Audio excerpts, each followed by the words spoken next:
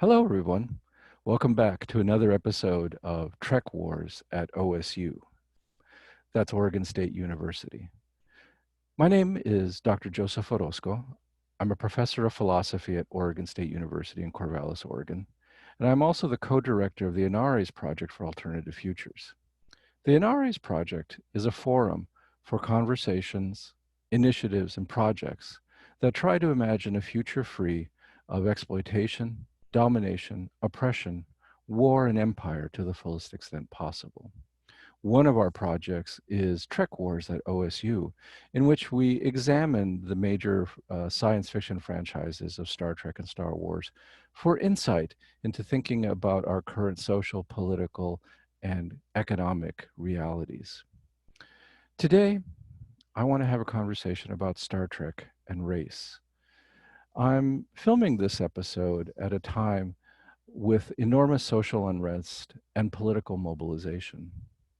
In the past week, there have been unprecedented national and international protests against police violence following the murders of Ahmaud Arbery, Breonna Taylor, and George Floyd in the United States.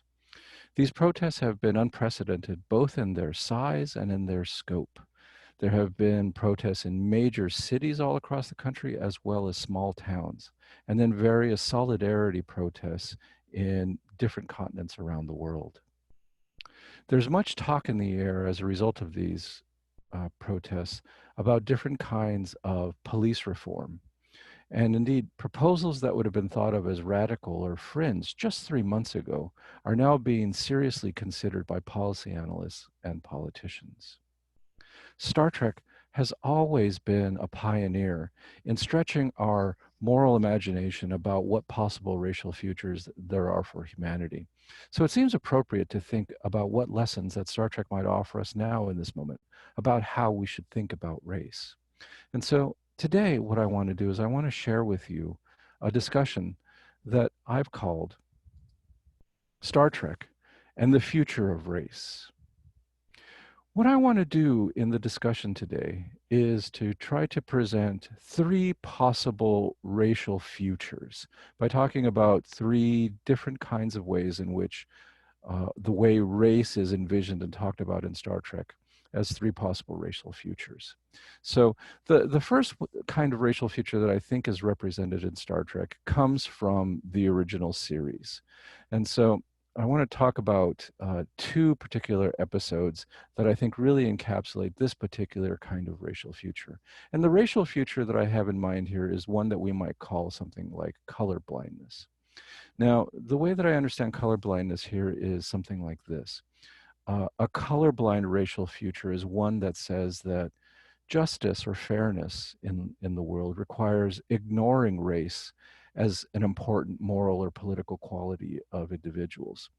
Right? Individuals deserve to be treated either with praise or with punishment based on their individual actions and intentions, not based on their race or skin color.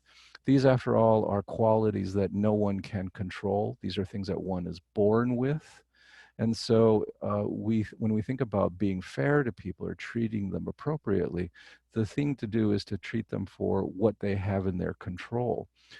I think that this kind of racial future is embodied in the line by Dr. Martin Luther King Jr. In the I Have a Dream speech, where he says that he dreams of a future in which his children will be judged by the content of their character, who they are as individuals and as persons, and not by the color of their skin. I think there are two original series episodes that represent this racial future well. Let That Be Your Last Battlefield and The Savage Curtain. Many of you will, of course, be familiar with these episodes. And what I think is embodied in these episodes is this kind of idea that race is something that the Star Trek universe has overcome. These are kinds of divisions and differences that no longer matter importantly in terms of issues of ethics or of politics in any kind of way. Race is something that more or less is like your hair color or your eye color. There are differences, but they're not particularly important. And in fact, these are things that you might not even notice about a person. This is very evident in Let That Be Your Last Battlefield, where these two inhabitants of the planet Charon, Commissioner Beale and Loki, are trapped in this racial war against each other that's based on this generations long animosity. And the crew of the Enterprise is represented as just not being able to see what the differences are. In fact, the differences in their skin have to be pointed out to them at one point. And the reaction of Kirk and Spock to being pointed out that there are differences is one of mild sort of surprise and maybe even amusement, as though that these qualities are things that no one should really pay attention to any longer. I think that The Savage Curtain, another episode in the third season, represents this kind of idea of colorblindness as well.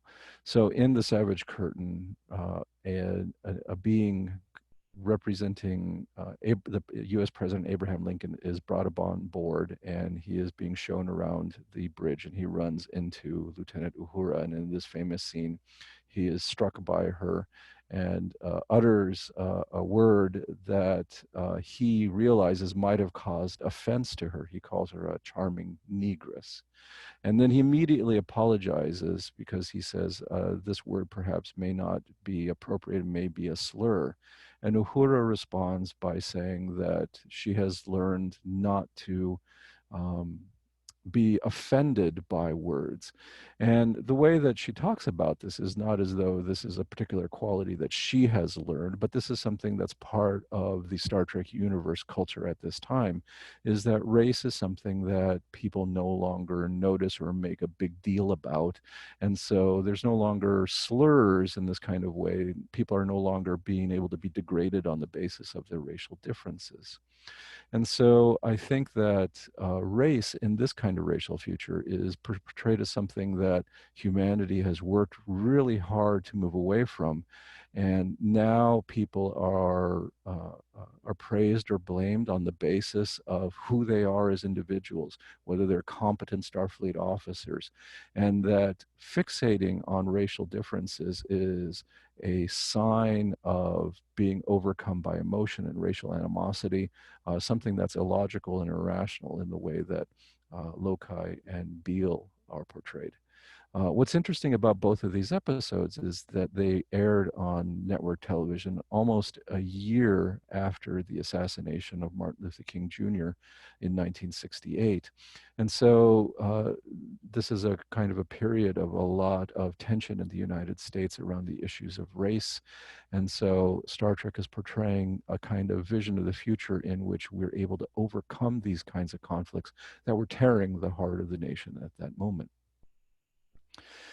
Now, I, I think colorblindness is represented in the original series in these kinds of ways, but I also think, interestingly enough, that there's a different kind of racial future that's also represented in the original series. And this is racial future number 2 that I would call color consciousness. Now, color consciousness is, in some sense, the exact opposite of color blindness. And interestingly enough, I think that it's also found in the Star Trek universe. The idea of color consciousness is that fairness requires not ignoring people's racial or ethnic background, but instead recognizing people for who they are. That is, that the idea that race and culture, instead of something that is not important to an individual, in fact, is something that's deeply important to the individual. It's an important component of that person's identity. And then to ignore it or pretend that that background, that race or that ethnic background is not real, is in fact harming the individual, is failing to recognize them for who they really are. And you see color consciousness in different ways with the original series crew.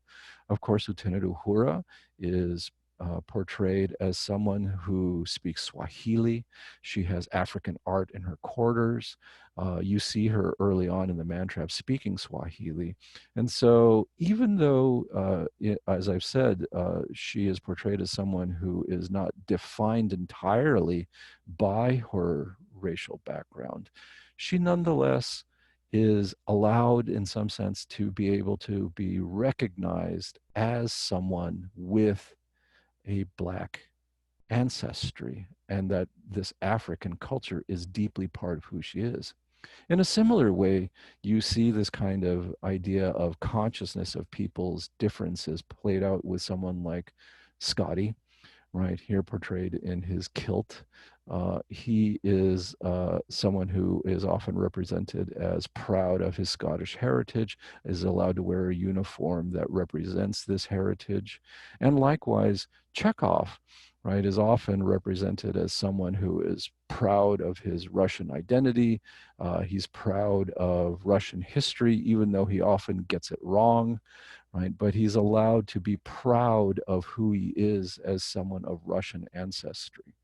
And so there's a kind of way in which there's a future represented in which people will be different, and that race will not be ignored, but instead will something that will be recognized, that these differences will be things that people can take pride in. Now, the interesting thing is, of course, is that Dr. Martin Luther King Jr. at the end of his life recognized color consciousness as an important part of the civil rights struggle. In fact, he often, toward the end of his life, talked about the idea of Black being beautiful, talked about the need for multicultural education for African Americans that would teach them about Black history. And so, even though he talked about judging people by the content of their character, not the color of their skin, this for him did not mean that people's racial or ethnic backgrounds should be entirely ignored, but instead should be celebrated. And I think that Star Trek represents two different ways in which this kind of racial future can work forward, a kind of color blindness, but also, right, color consciousness. Now, in thinking about color consciousness and Lieutenant Uhura, wanted to put a wrinkle in all of this to think about the question about Black identity in the Star Trek universe, and particularly Black identity and the legacy of slavery. Um, in the past few years, a movement has grown in the United States amongst African Americans to have a different kind of identity within a larger sort of Black identity. This is a group that wants to carve out space for a group of people that they call American descendants of slavery, ADOS. The folks who are proponents of this idea of uh, uh, Americans descendants of slavery, they want to note that there's a difference between Blacks who immigrated to the United States voluntarily and those who were brought to the United States as slaves.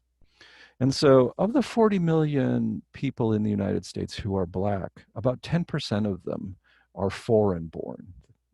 And so they are either immigrants or children of immigrants. Um, in a study by the American Journal of Education in 2007, it was estimated that about 40% of Black freshmen at Ivy League higher institutions, higher education institutions in the United States, are immigrants or children of immigrants. And so many of these people who are behind the idea of ADO suggest that uh, people who come here voluntarily usually come with a lot of cultural capital, perhaps more money and material resources, and they have a different kind of experience of being Black in the United States than people who are Black who are descendants of slaves. And they want to sort of make a differentiation between themselves and immigrants.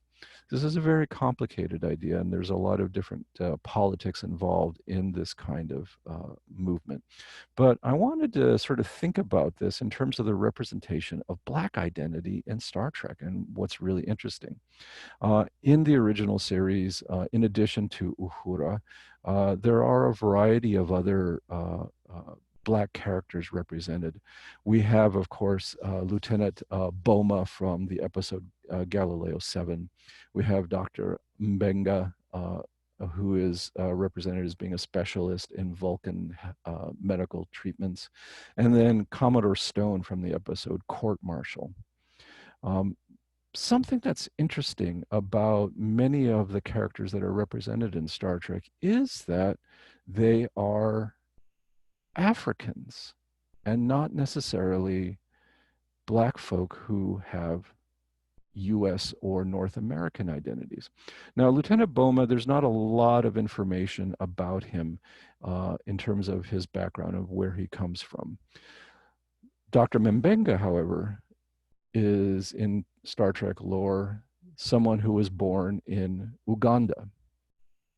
Commodore Stone, there's not a lot of background about his background, so we don't know whether he is an American of American descended from slavery or a Black person descended from slavery. We don't know about Boma, but it seems at least that Mbenga is represented as someone that comes from Africa.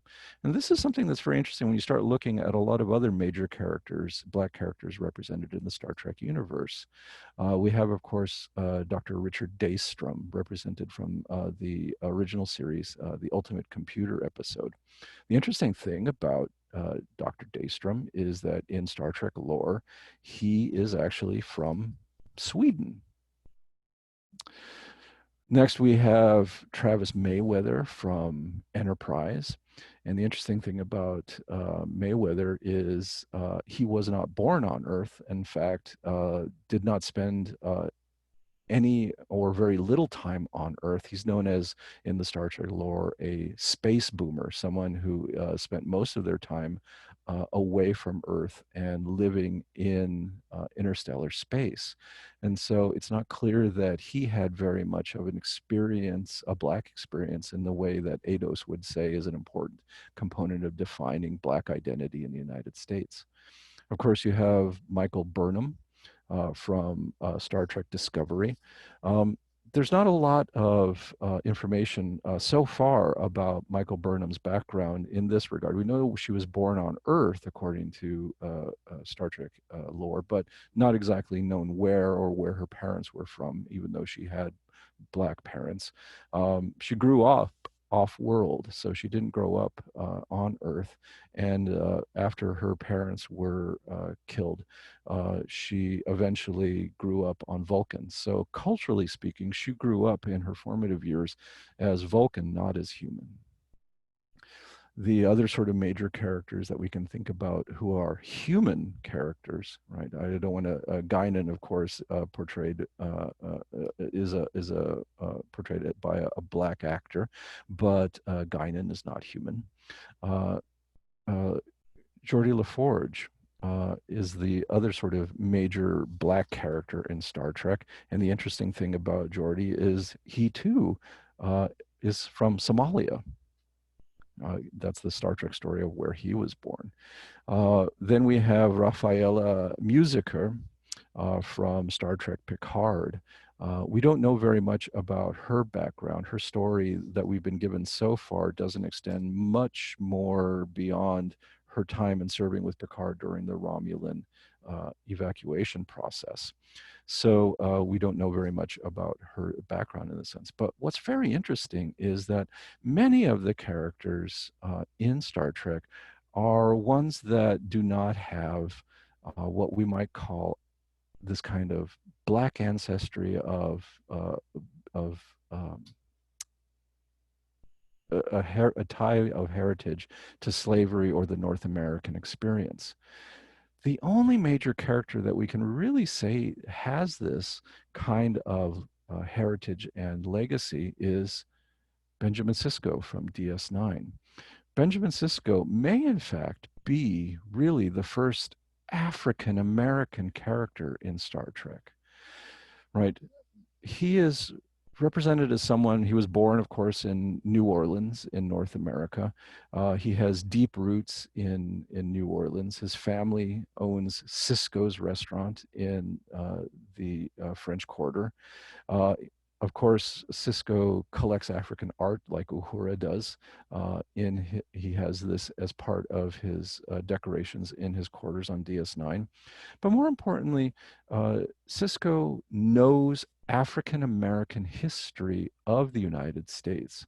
So this is very clear in the episode Bada Bing, Bada Bang, where his girlfriend Cassidy Yates is trying to invite him to take part in the Holosuite program that takes place in Las Vegas in the 1960s. And there's a moment of dialogue in which he tells her, "Look, I don't like going back and playing this because I know that my people at this time would not have been able to enter a casino as a high roller or someone of important, but maybe as someone as a person who is a service worker, and he doesn't like playing at something he says that's not real." And so it's clear that he understands African American history, and he himself has this kind of link to it. And so, looking at this kind of story, it may be the case that Sisko is the only American descendant of slavery represented in the Star Trek universe. Now, why is any of this really important? Well, I think this kind of sense of the connection um, to slavery and the racial injustices of slavery brings up an ability to be able to talk about, I think, the third kind of racial future, which is represented in the Star Trek universe. And this racial future I want to call the permanence of racism. I take this from Derek Bell, who was one of the founders of the critical race theory movement, particularly in the legal field, and the work that he did with his book, Faces at the Bottom of the Well from 1992. The idea of the permanence of racism is that the United States is and has always been built as a white supremacist utopia. That is, it's a society structured for the benefit of those human beings who are deemed white. And the interesting thing, of course, is that who is white has changed throughout the history of the United States. But we can understand the place of African Americans or of Black people in this kind of way. They were brought here as slave labor to provide the material infrastructure that allowed whites to prosper. So they were brought here as tools to make profit for white people. Blacks also provided psychological stability to the society by unifying different economic classes of white people in their whiteness together. So even the poorest of whites could feel that they benefited from being part of the society because at least they were not Black. And they were not segregated legally, socially, by the political institutions, economic institutions of society, and they did not suffer that degradation that being Black represented. Right? This is what W.E.B. Du Bois called the wages of whiteness, is that even the poorest of whites could feel important because at least they were not Black. And so this idea, these kinds of ideas lead Derek Bell to think that from the very beginning of the United States, Blacks have been one of the faces at the bottom of the well, and that the United States is set up in such a way so that Blacks can never leave that well. And racism will be a permanent feature of the United States as it's currently constructed. And so, unless there's a really major change in the way that the United States is constructed, is instituted, racism will always be part of our lives. This is a very controversial thesis, in fact, and some people call it very sort of nihilistic. But I think in a kind of way that you see this notion of a racial future represented in the Benny Russell story in DS9. Benny Russell is a character that is portrayed in Far Beyond the Stars, and he reappears in Shadows and Symbols. He's portrayed by Avery Brooks. He is a character that comes to Benjamin Sisko as a kind of a hallucination. And the Far Beyond the Stars is a really interesting episode, very poignant episode that is a hallucination that Benjamin Sisko suffers, in which he finds himself being transported back into the 1950s in the United States. And he is Benny Russell, a US Navy veteran who is a writer of science fiction stories. And he lives in a segregated society in a big city in the United States. And he writes these stories of a black future where there are black people and they are prospering and flourishing. In fact, the character in his story is of a black captain on a space station out in the future. And so he wants to publish this story. And the episode portrays what it would be like for Benny Russell to struggle with segregation and in his life in the 1950s. And he's confronted by all these different kinds of barriers. And he sees the barriers that his community suffers. His companions are unable to flourish, even though perhaps they're the best in their fields. And he sees youth die at the hands of police. And so, towards the end, what's interesting about this episode, for those who hadn't seen it, is that all of the major characters of DS9 are in this hallucination. And Benjamin Sisko's son, Jake, is a young man in this. Benny Russell story. He's a kind of a street hustler kind of kid, and he is gunned down at the end by the police. Benny Russell tries to intervene after his killing and is then beaten by the police too. The scene that you see represented here is where he comes back to his office after convalescing for a time after this beating by the police. And he's told that his story about this black captain won't be published because the publisher thinks that the idea of an African American in the future is outrageous and no one will want to buy it. And then he's also fired as a writer from this magazine. This leads Benny Russell to have a mental breakdown. And the scene is a really, really poignant one in which Benny Russell says, you may be able to pulp the magazine, but you can't destroy the idea in my head that I have of this future where black people will continue to exist. And in fact, it will be a post-racial future in which race doesn't matter. My people will be able to succeed. You won't be able to destroy that because it exists in my mind. And so the episode ends with this kind of really sort of tragic outcome. Benny Russell is committed to a mental institution. But it ends with this sort of hopeful note that perhaps the human imagination is really powerful and that ideas can propel us forward into futures that are much better than the ones that we currently live in. And so there's this kind of grain of hope in Far Beyond the Stars that even though Benny Russell is put away, that his ideas will eventually win out, and that future will in fact come to be. And part of it will be because of people like Benny dreaming of that possible future.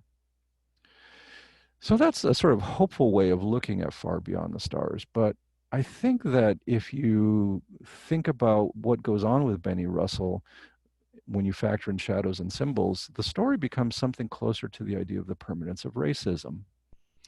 Right? In Shadows and Symbols, Benny Russell appears again, still trapped in the mental asylum. He is still there, is struggling to get his story out. He's trying to get that idea of this future out there. And as you see here, he is consigned to scribbling his story on the walls of his padded cell. And here, one of the orderlies is threatening to paint over his story. And so he's continually tormented by the officials of this mental asylum. And so this outcome of Benny Russell's story, I think, is really telling perhaps of this idea of the permanence of racism, is that, yes, Benny Russell has these ideas of this future, but nonetheless, materially, he's trapped behind the walls of a mental institution. and he's not able to express his ideas. There's no one that is an audience for him, and he still is continually tormented by people who want to degrade him and to keep his ideas silenced. And so the muting of Benny Russell in Shadows and Symbols is still something that's ongoing. And this seems to me to really complicate the kind of uplifting vision perhaps that we might get from Far Beyond the Stars about the power of the imagination. Imagination is one thing, right? This idealism of having this idea, but Derek Bell says we shouldn't put too much faith in just ideas, but we should really try to see what kinds of material changes need to be put in place so that there will be a future perhaps free of racism. And he says, Derek Bell says, it's unlikely that this will ever happen as long as the United States remains true to its history and the legacy of slavery from its very beginning.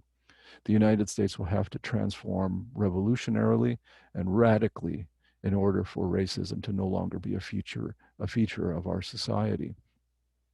So this, I think, raises some really interesting questions for us. What will it take in terms of social, political, economic changes for it to be possible to be black like Benjamin Sisko? Derek Bell says that if racism is no longer going to be a feature of our society, then we're going to need a new idea of what the United States can be. We're going to need a new meaning of the idea of the nation or of the United States. It's not going to happen within the structures that we have been inheriting from the founding fathers. We're going to need new economic arrangements. And indeed, I think that this is the future that Star Trek represents. In order to be black like Sisko, someone who is living in a post-racial society that's color conscious, right, that allows him to be able to revel in this history, that allows him to be conscious of this history, but not be hemmed in or defined entirely by that history, will require a world in which there is no material poverty, there's no profit-driven economy and institutions that derive from profit, right? Star Trek is a world where, as Picard is often happy to say, has no want nor need, and people do not work to make money or to satisfy greed, but because they want to satisfy these needs to flourish and to improve themselves.